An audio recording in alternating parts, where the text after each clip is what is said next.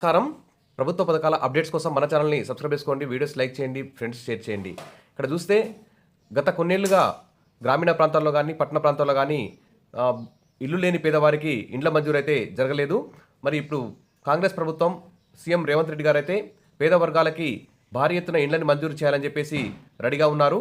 అందుకోసం పేద ప్రజలైతే అందరూ ఇందిరమ్మ ఇండ్ల కోసం అయితే ఎదురు చూస్తున్నారు. ఇక్కడ చూస్తే దసరాకు ఇందిరమ్మ కమిటీలు సెక్రటరియట్లో గృహ నిర్మాణ శాఖ సమీక్షపై నిర్వహిస్తున్న ఇక్కడ సమీక్ష సమావేశం సీఎం రేవంత్ రెడ్డి పక్కన పొంగులేటి, సిఎస్ శాంతికుమారి తదితరులు అయితే పాల్గొనడం జరిగింది. మరి వెంటనే విధి విధానాలు రూపొందించండి అధికారులను ఆదేశించిన సీఎం రేవంత్ రెడ్డి అంటే ఇక్కడ న్యూస్ అయితే హైలైట్ కావడం జరిగింది.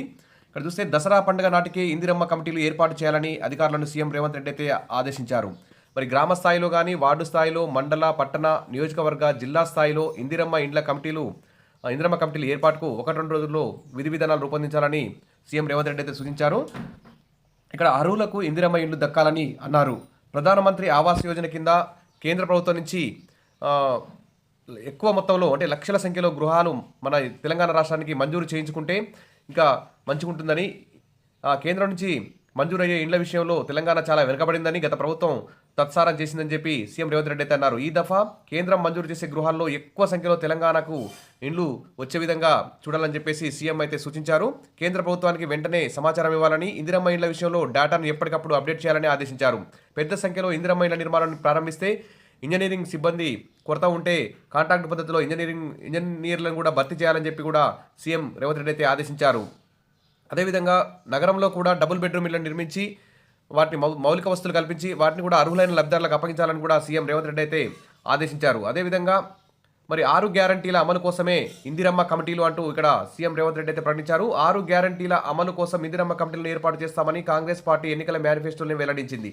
ఈ మేరకు ఇప్పుడు ఈ కమిటీల ఏర్పాటుకు సంబంధించి సీఎం ఆదేశాలు ఇచ్చారు. ప్రతి గ్రామంలో లేదా వార్డుకు ఒకటి, మండల పట్టణ కేంద్రాల్లో నియోజకవర్గ జిల్లా స్థాయిలో ఒకటి చొప్పున ఇందిరమ్మ కమిటీలు ఏర్పాటు చేస్తారు. ఒక్కో కమిటీలో వివిధ కులాలకు చెందినటువంటి వారిని 5 సభ్యులు ఉంటారు.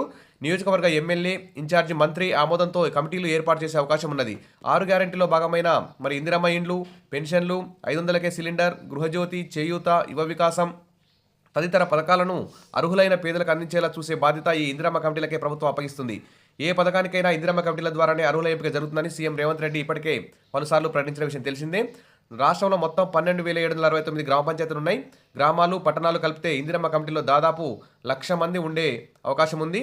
కాబట్టి ఈ ఇందిరమ్మ కమిటీలే అన్ని అర్హులైనటువంటి అందరికీ కూడా అన్ని పథకాలను అమలు చేసే విధంగా చూస్తుంది. ఇటు రేషన్ కార్డ్స్ ఇవ్వడం కానీ, ఇందిరమ్మ ఇండ్లు ఇవ్వడం కానీ, గృహలక్ష్మి కానీ, తర్వాత ప్రతి పథకం కూడా ఇందిరమ్మ కమిటీల ద్వారానే శాంక్షన్ చేస్తారని చెప్పి ప్రభుత్వం అయితే చెప్తుంది. ఇక్కడ నిన్న రేవంత్ రెడ్డి గారు అయితే ఇక్కడ సమీక్ష సమావేశం నిర్వహించింది. దసరాకు ఇందిరమ్మ కమిటీలు లబ్ధిదారుల ఎంపికపై విధి విధానాలు రూపొందించడానికి ప్రభుత్వం చర్యలైతే వేగవంతం చేసింది. ఇది అన్ని పేపర్లో కూడా న్యూస్ హైలైట్ కావడం జరిగింది.